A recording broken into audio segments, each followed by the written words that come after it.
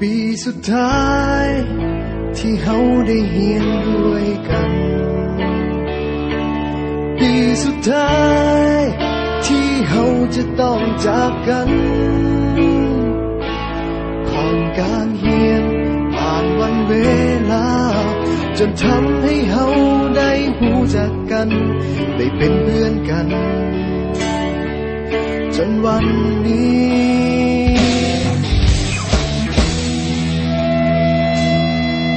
มาถึงม.7 ปีนี้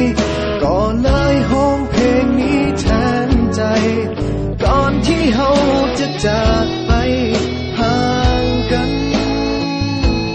ให้ทุกคนจดจำในใจฝากเพลงนี้ไว้ให้คิดถึงกันเมื่อต้องถึงวันที่จากไป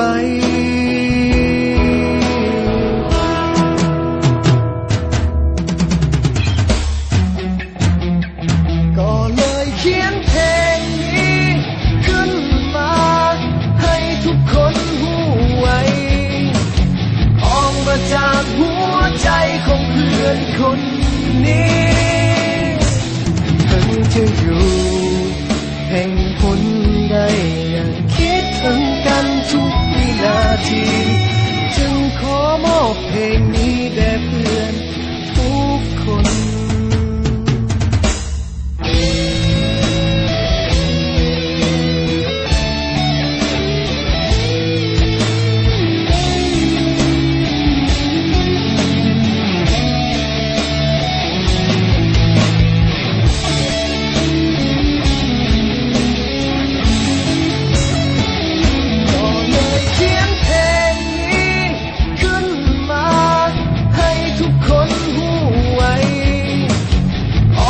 จากหัวใจของเพื่อนคน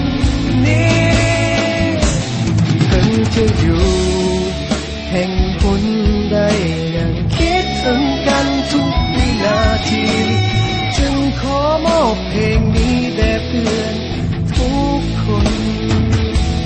สุดท้ายนี้ที่บอกเอาไว้ถึงจะอย่างใดก็ยังมีคำว่าเฮาคำว่าเพื่อนในวันนี้จะบ่มีวันเก่าพวกเฮา